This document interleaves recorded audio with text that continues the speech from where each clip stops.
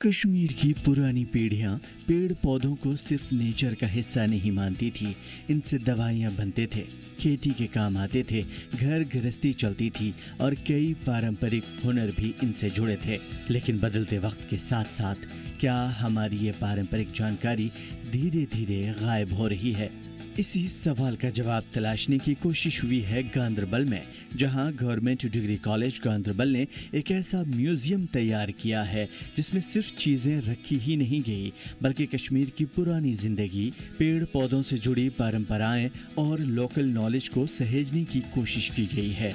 और सबसे खास बात यह है कि इस पूरे म्यूजियम को बिना किसी खर्च के तैयार किया गया है। आइए जानते हैं इस अनोखी पहल की पूरी कहानी। जी, जब मैंने यहाँ ज्वाइन किया, यहाँ पे ऑलरेडी कुछ चीज़ें पुरानी ऑलरेडी अवेलेबल थी। यहाँ पे जो प्रीवियस स्टाफ था तो उन्होंने कुछ कलेक्ट किया हुआ था ऑलरेडी। तो फिर हमारे बाकी स्टाफ मेंबर्स भी आए और उसके बाद यहाँ पे डॉक्टर शबाना ने संभाला डिपार्टमेंट और आहिस्ता आहिस्ता हमने इस कलेक्शन पे इम्प्रूव करते गए हम। तो इसमें कंट्रीब्यूटर्स जो थे, फिर उसके बाद बच्चे ही मोस्टली रहे। किसी कोई इसमें कॉस्ट हमारा नहीं लगा कॉलेज का, ये जो था फ्री ऑफ कॉस्ट था, ये फ्री कंट्रीब्यूशन थी बच्चों की तरफ से, स्टाफ की तरफ से, फैकल्टी की तरफ से। इवन आज भी हमें बच्चे आ रहे हैं, वो इससे फैसिनेट होके हमें आ रहे हैं, सामने बोल रहे हैं कि हम इसमें और भी कुछ कंट्रीब्यूट करना चाहते हैं। ये आपने बिल्कुल सही कहा कि हमारे पास इस वक्त 125 आर्टिफैक्ट्स इसमें अवेलेबल है जिनको हमने प्रॉपरली डिजिटाइज किया। It's already a digitised museum now. तो ये इसकी नंबरिंग, लेबलिंग वगैरह सब कुछ हो गई है। इन पे अपना नाम लिखा है जो वर्निकुलर कश्मीरी नाम है, फिर उसके साथ ये किस फैमिली को बिलोंग करता है, इसका इंग्लिश नेम क्या है। तो ये प्रॉपरली एक डिजिटाइज्ड म्यूजियम बन गया है। इंशाल्लाह और भी इसमें आगे जाके एडिशंस हो जाएंगे। जेडीसी गांदरबल में ethnobotany museum government degree college Ganderbal के बॉटनी डिपार्टमेंट ने एथनोबॉटनी म्यूजियम कायम किया है।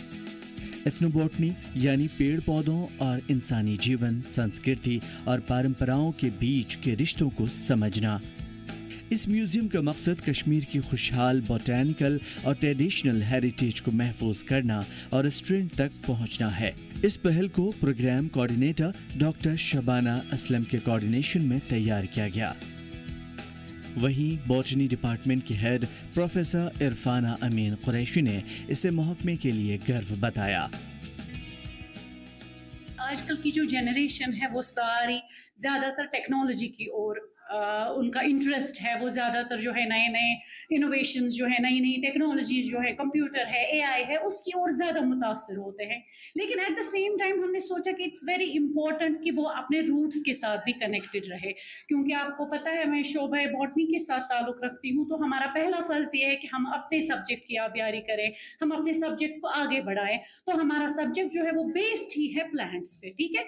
तो हमारा मकसद इसको बनाने का ये था कि हम बच्चों को ये बताएं कि किस तरह से प्लांट्स, लोग और कल्चर जो है हमारा, उसका क्या कनेक्शन रहा है right from the historical times से, और आज इस एआई के दौर में भी किस तरह से वो रेलेवेंट है। उनके मुताबिक इस म्यूजियम से जुड़े हुए स्टूडेंट को बॉटनी को सिर्फ किताबों से नहीं बल्कि परंपराएं, सांस्कृतिक और रोजमर्रा की जिंदगी से जोड़कर समझने का मौका मिलेगा। अब जरा इस म्यूजियम के अंदर मौजूद चीजों पर नजर डालिए, जहां आपको मिलेंगे पारंपरिक औजार, खेतों में इस्तेमाल होने वाले इक्विपमेंट्स, पौधों से जुड़े पारंपरिक सामान, हैंडक्राफ्ट, दवाइयाँ और खुशबूदार पौधे। इसके अलावा बीज, फाइबर, लकड़ी और जंगलों से मिलने वाले दूसरे प्रोडक्ट भी यहाँ दिखाए गए हैं। इन सभी चीज़ों के ज़रिए स्टूडेंट्स को ये समझने का मौका मिलता है कि कश्मीर में पेड़ पौधों का इस्तेमाल सिर्फ माहौलियात तक सीमित नहीं था, बल्कि उनका सीधा संबंध खेती, हेल्थ, रोज़गार, दस्तकारी और मुकामी सकाफत से रहा है। सबसे खास बात, ज़ीरो एक्सपेंडिचर म्यूज़ियम। इस पूरे पहल की सबसे दिलचस्प बात यही है कि इसका ज़ीरो एक्सपेंडिचर मॉडल यानी म्यूज़ियम बनाने के लिए कॉलेज से किसी बड़े फंड की मांग नहीं की गई। इसके बजाय फैकल्टी और स्टूडेंट्स ने खुद अपनी तरफ से चीज़ें और वसाइल जुटाए। किसी ने पारंपरिक वस्तु की, किसी ने पुराना औजार, तो किसी ने पौधों से जुड़ी चीजें। इस तरह टीचर्स और स्टूडेंट की कोशिशों से ये म्यूजियम तैयार हुआ। यानी बजट कम था लेकिन ख्याल, ख्वाब बड़े थे। آج کے نوجوانوں کے لیے کئی روایتی چیزیں دھیرے دھیرے انجان ہوتی جا رہی ہے. جو سامان کبھی ہمارے گھروں میں اور کھیتوں کا حصہ ہوا کرتا تھا وہ اب کئی نوجوانوں نے شاید دیکھا بھی نہ ہو. ڈاکٹر شبانہ کے مطابق میوزیم اسٹوڈنٹس کو اپنی اکیڈمک اسٹڈیز کو اپنی کلچرل روٹ سے جوڑنے میں مدد کرے گا. یعنی کتاب میں پڑھائے گئے پودے، اس کے استعمال اور ان سے جڑی پرانی پرمپرائیں اب اسٹوڈنٹس کو حقیقی اشیاء کے ذریعے سمجھنے کا موقع ملے گا. یعنی اسٹوڈنٹس کے لیے پریکٹیکل لرننگ. اسٹوڈنٹس نے بھی اس پہل کا استقبال کیا ہے. ان کا کہنا ہے کہ ٹیچرز اور اسٹوڈنٹس کی اجتماعی محنت سے تیار کیا گیا یہ میوزیم بوٹنی کو سمجھنے سے زیادہ پریکٹیکل اور آسان طریقہ دے گا. کیونکہ جب کسی چیز کو صرف کتاب میں پڑھنے کے بجائے اسے سامنے دیکھ کر، چھو کر، محسوس کر اور اس کے استعمال کو سمجھنا سیکھا جائے تو سیکھنے کا تجربہ اور زیادہ مؤثر ہوتا ہے. یہاں پر بہت سی چیزیں ہیں، ایون کہ ایسی چیزیں ہیں جو ہم نے کبھی دیکھی ہی نہیں، نہ ہمیں نام کا پتہ ہے، جو کہ ہمارے اولڈ پیپل تھے جو پرانے زمانے میں تھے ان کو یوز کرتے تھے. جیسے کہ کہا جاتا ہے کہ need is the mother of invention. تو ان کو جیسی ضرورتیں پڑی تو ان نے ان حساب سے چیزیں بنائی. تو آج اگر ہم دیکھیں گے جو یہ جنریشن ہے ان میں اٹینشن اسپین بہت کم ہو گیا ہے، جو کہ کبھی منٹس میں ہوتا تھا اب سیکنڈس میں ہے. تو ہمیں چاہیے کہ ہم غور کریں، اپنے آس پاس دیکھیں، چیزوں کو ایکسپلور کریں اور ان کو دیکھیں ہم کیسے ان کو یوز کر سکتے ہیں. یہ ساری چیزیں جو ہے ہم ان کا الگ الگ نیم ہے جو کہ ہم نے ایکسٹریکٹ کیے ہیں پلانٹ مٹیریل سے. جیسے کہ ہمارے پلانٹ مٹیریل کا کسی چیز کا روٹ ہم استعمال کرتے ہیں، کسی چیز کا گریس جو ہوتا ہے وہ یوز کرتے ہیں، اور پلانٹ مٹیریل جیسے ہوتا ہے ہم کبھی کبھار ٹہنی کا یوز کر سکتے ہیں اور ان چیزوں کو بناتے تھے. آج کل تو سارا جو چیزیں ہوتی ہے ہم یا تو المونیم سے بنی ہوتی ہے یا یہ میٹل کی بنی ہوئی ہوتی ہے.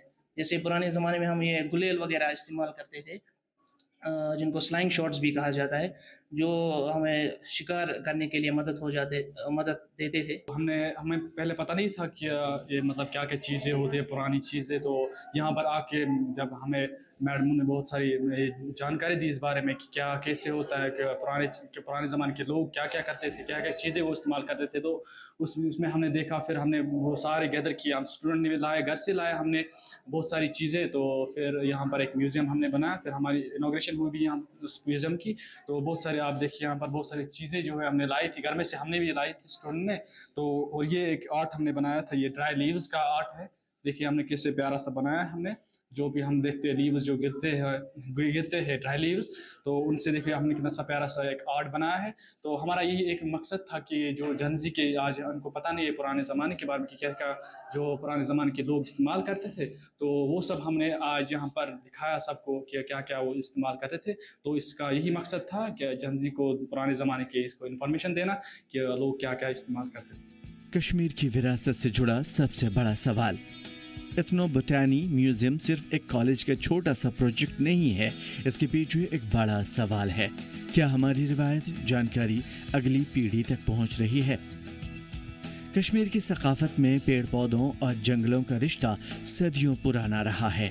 لوگ الگ الگ پودوں کا استعمال کھانے پینے سے لے کر دوائیوں تک، کھیتی سے لے کر دستکاری تک کئی الگ الگ کاموں میں کرتے رہے ہیں. لیکن اگر ان چیزوں کو دستاویزات کی شکل میں یا میوزیم کے طور پہ محفوظ نہیں کیا گیا تو آنے والی پیڑھیاں اس گیان سے دور ہو سکتی ہیں. ایسے میں GDC گاندربل کا یہ میوزیم میراث اور جدید تعلیم کے بیچ ایک پل کی طرح کام کر سکتا ہے.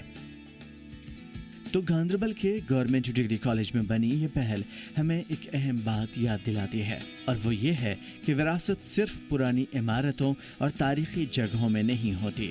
وراثت ہمارے پیڑ پودوں کے گیان میں بھی ہے، کھیتی کے پرانے طریقوں میں بھی ہے اور پارمپرک اوزاروں میں بھی.